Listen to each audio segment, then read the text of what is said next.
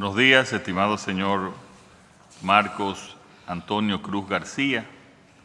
Hemos establecido un protocolo en el que se le conceden 5 minutos de presentación libre para que usted presente al Consejo sus credenciales académicas, su hoja de vida, así como cualquier otro elemento que entienda pertinente para la evaluación que realizaremos. Concluida esta parte, los miembros del Consejo le harán preguntas en un espacio de tiempo que no supere los 15 minutos. Tiene usted la palabra y le deseamos la mejor de las suertes. Muchas gracias, señor presidente. Buenos días, excelentísimo señor presidente de la República y presidente del Consejo Nacional de la Magistratura, distinguidos miembros del Consejo Nacional de la Magistratura.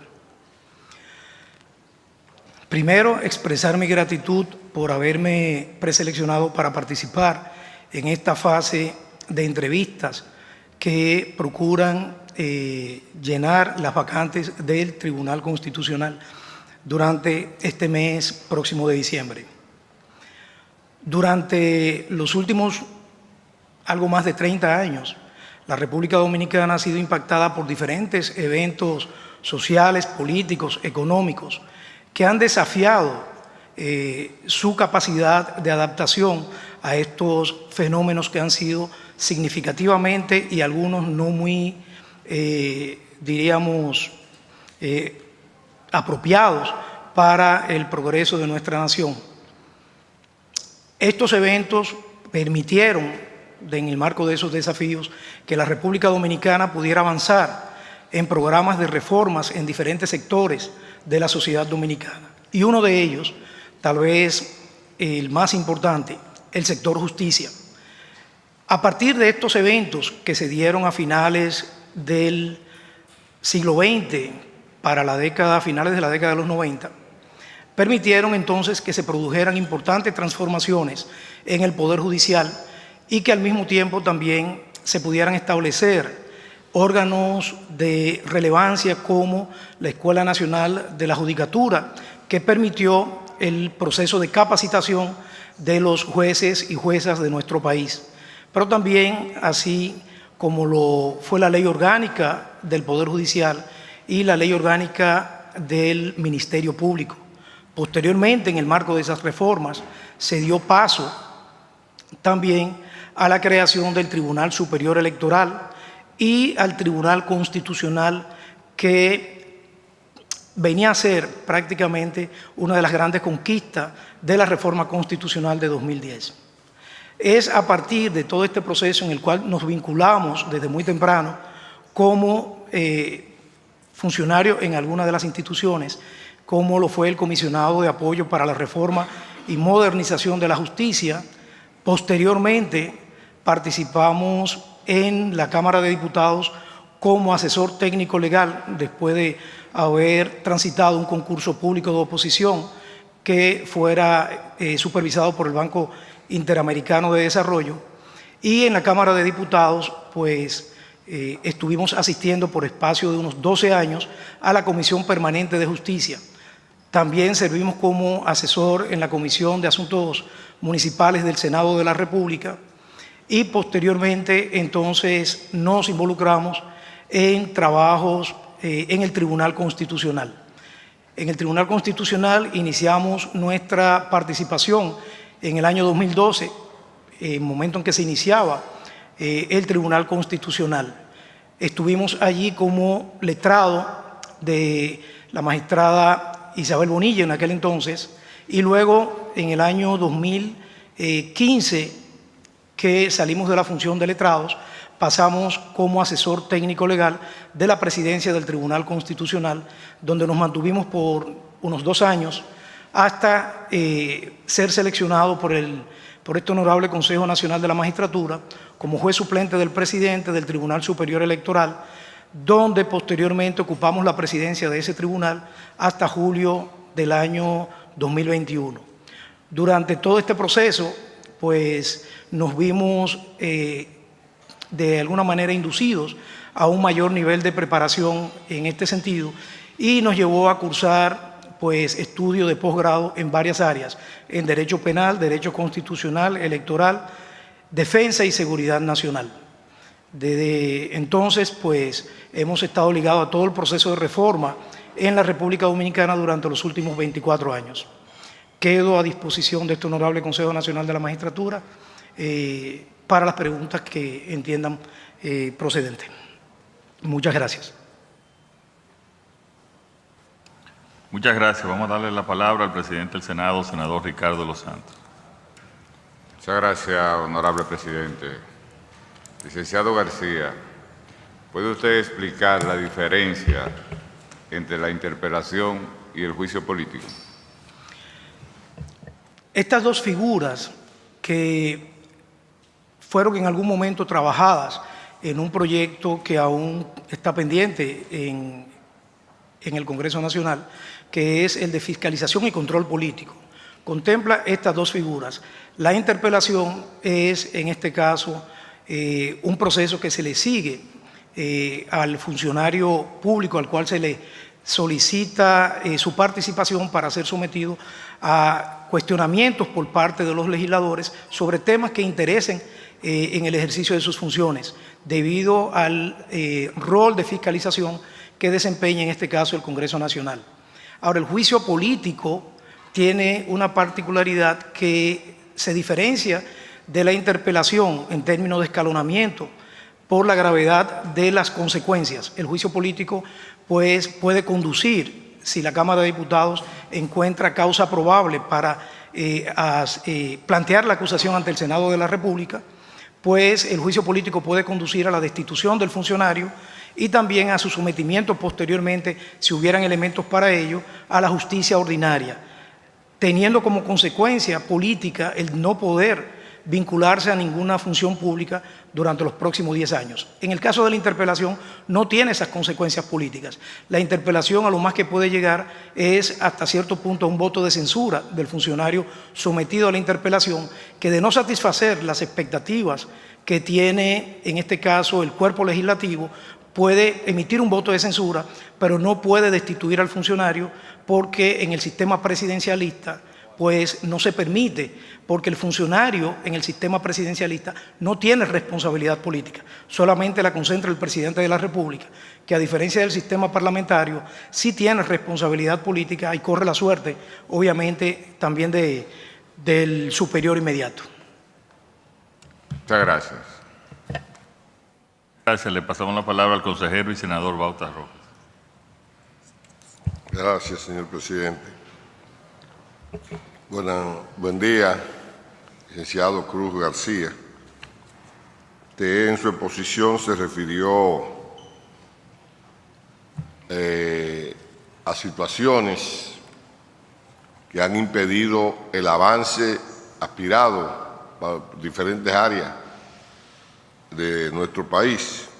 A propósito de eso, yo creo que la que más ha impactado en los últimos años ha sido la pandemia de la COVID-19, lo que llevó incluso a en más de una ocasión decretar un estado de excepción, a coger un estado de excepción por parte del gobierno. Entonces, yo me le pregunto, ¿cuáles son los límites del Estado para dictaminar que sus ciudadanías sean sometidos a procedimientos médicos como vacunas, si es constitucional o no, que nosotros en estados como eso, o en estados normales como vive el país, esto a propósito de que en el Congreso Nacional, específicamente en la Cámara de Diputados, cursa una ley de vacunas, que dicho sea de paso, nuestro país es en América, la región de América, el único que no la tiene. Entonces, es constitucional en momentos como este, no de excepción, que nosotros procedamos a legislar y crear una ley de vacuna que haga obligatorio el uso de biológicos en enfermedades prevenibles por vacunas. Muchas gracias, señor senador. Su pregunta me da la oportunidad para ser sumamente enfático en este juicio que voy a emitir. No es posible. El artículo 42 de la Constitución prohíbe prácticamente intervenir el cuerpo de una persona que sin su consentimiento sea sometido a cualquier tipo de procedimiento, excepto cuando esté en riesgo la vida de la persona. Por lo tanto, en una situación normal y aún en un estado de excepción, es discutible el de que a un ciudadano o ciudadana se le pueda obligar a tener que vacunarse. Desde el punto de vista constitucional, no alcanza a tener respaldo suficiente cualquier iniciativa en ese sentido. Más aún en el tema de la intervención al cuerpo humano, es una situación que durante el mismo proceso pandémico del cual salimos recientemente, no solamente en este país, sino en todo el mundo, hubo toda una discusión desde el punto de vista de los derechos fundamentales de la persona a ser sometido por la vía obligatoria a tener que vacunarse. Esta es una situación que tal vez en nuestro país no se está generando ese nivel de discusión, pero definitivamente que aún en una situación excepcional tendría el Tribunal Constitucional que valorar en una situación específica la obligatoriedad de vacunar a las personas, porque inclusive si atendemos al proceso pandémico recién pasado, es la única vez en la historia de la humanidad que a una población se le encierra, desde el punto de vista de salud pública, al que está sano se le encerró para que no pudiera salir. Esto fue definitivamente hasta cierto punto excesivo, porque nada justifica que personas que no han contraído una enfermedad puedan ser limitadas en sus derechos fundamentales.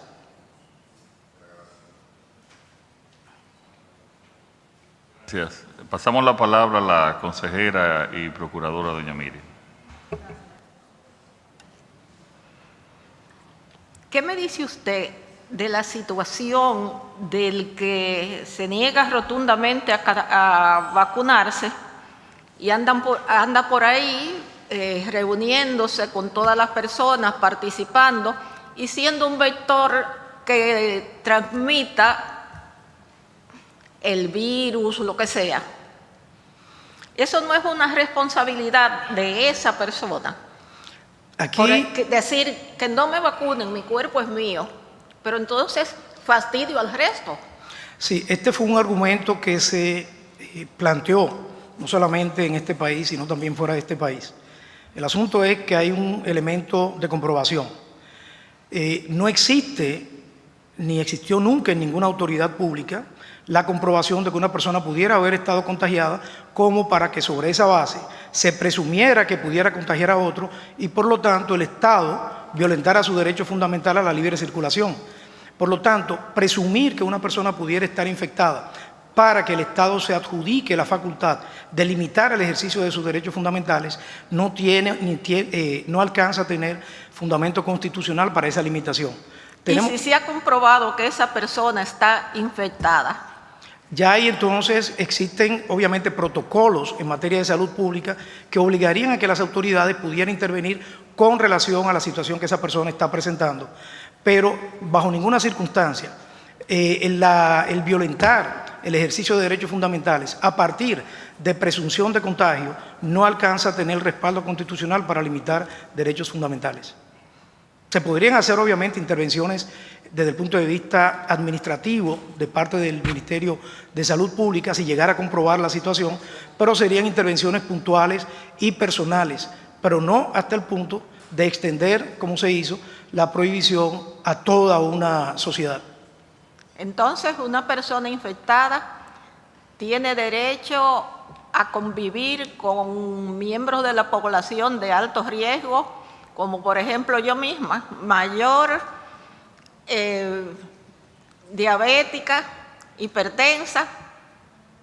Entonces yo tengo que exponerme a ese individuo infectado. Partimos del hecho, obviamente, magistrada consejera, de que la persona no ha sido como tal identificada que tenga el padecimiento, porque una vez identificada le corresponde a las autoridades de salud pública aislarlo.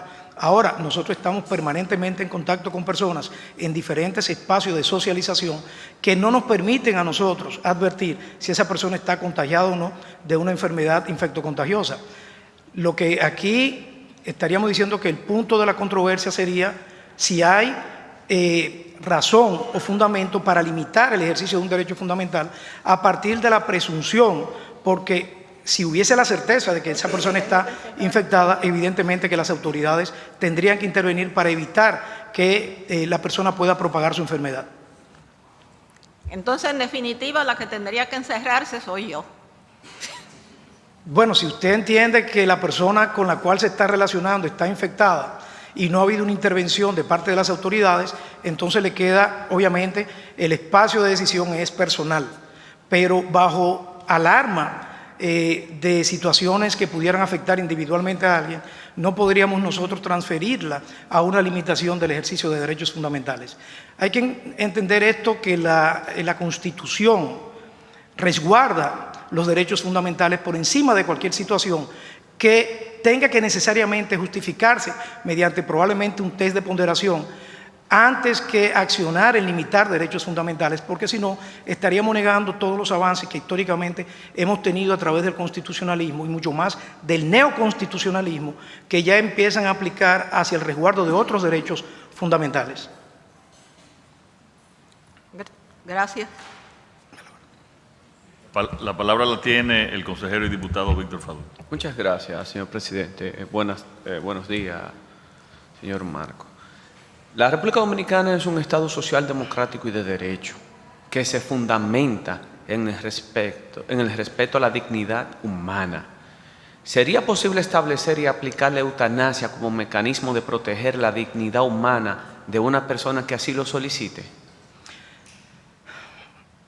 Yo aquí quiero ser también enfático en esta respuesta. Estamos hablando de temas de alta trascendencia y relevancia, obviamente, de interés público.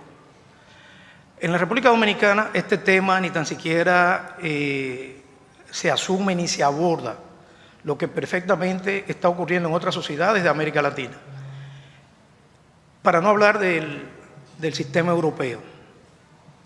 Esto ha traído mucha discusión y estaríamos entonces nosotros teniendo que ver el artículo 37 de la Constitución sobre el derecho a la vida. ¿Quién realmente es el destinatario del derecho a la vida? ¿Lo es el Estado? Habría que preguntárselo. ¿Puede el Estado protegerme a mí mismo de mi interés de suicidarme? Obviamente que no puede hacerlo. Entonces, parecería una hipocresía que el Estado haga cualquier tipo de gestión para impedir que una persona reciba en una situación en una enfermedad terminal que le está causando una situación insoportable, no solamente a esa persona, sino también a su familia. ¿Hasta qué punto puede el Estado intervenir en que yo ejerza apropiadamente mi derecho a la vida? Porque el titular soy yo, no el Estado. Y ante una situación como esa, obviamente se plantean una serie de preguntas con relación no solamente ya a la eutanasia, esto se ha modulado un poco y hoy hablamos de muerte asistida, como se practica en algunos países de Europa, donde las personas están pagando hasta $200.000 porque entienden que llegaron a una fase ya insoportable y van y pagan, y allí hay todo un personal que simplemente le prepara un cóctel que él mismo se lo aplica y solamente lo asisten para evitar tener que decir que le provocaron la muerte. Bien, entonces ahí hay un tema de dignidad humana. Y la dignidad humana le corresponde, ese bien fundamental jurídico, a precisamente a la persona que está padeciendo una enfermedad terminal. Yo entiendo que la sociedad dominicana es sumamente conservadora, lo son también sus órganos, y por lo tanto, al tener esa mentalidad conservadora, estos temas ni tan siquiera se quieren discutir abiertamente. Pero evidentemente que todo ello invita a que nos podamos abrir a discutir situaciones de esa naturaleza y mucho más complejas, como el tema que ha retrasado por más de 10 años la aprobación del Código Penal respecto a las 3 causales. Y en ese mismo sentido, ¿usted podría hacerme una diferenciación o paralelismo entre la permanencia constitucional de estos elementos, de estos derechos, el derecho a la vida, a la libertad y a la dignidad? Sí, yo creo que uno de esos ejemplos más emblemáticos lo representan precisamente las 3 causales que actualmente mantienen empantanado el Código Penal. Digo esto porque el proyecto de reforma del Código Penal, al cual me vinculé desde el año 2006 con la Comisión Permanente de Justicia, y nos tocó trabajar durante más de 10 años todo ese proceso, me resultaba muy extraño que esto todavía se mantenga en esa situación. ¿Por qué? Volvemos al tema del derecho a la vida. tema que aquí prácticamente ha tenido una connotación confesional. Esa es la realidad, confesional. No podemos pensar que por razones de carácter confesional se sigan sacrificando aquí la vida de muchas mujeres todos los años. ¿Por qué? Porque la religión y el derecho se separaron hace tiempo. Las decisiones de carácter jurisdiccional o las decisiones políticas de un Estado no pueden estar guiadas en un Estado que en su propia Constitución declara la libertad de cultos. Y por lo tanto es un Estado que desde ese punto de vista deberíamos pensar en un Estado laico. Por lo tanto, el tema de las razones que puedan llevar a que derechos fundamentales como la dignidad, el derecho a la vida, el derecho a la protección del cuerpo, puedan ser tasados de alguna manera, ponderados, mejor dicho, en un análisis de interpretación constitucional perfectamente válido, que pudiera inclusive crear las vías constitucionales para que las tres causales pudieran tener de alguna manera acogida. Pero el hecho de que sobre esto se plantee simplemente que por razones confesionales no es posible, entonces estaríamos haciendo un flaco servicio a lo que es un Estado social y democrático de derecho. Gracias. Muchas gracias, doctor, que pase buenos días y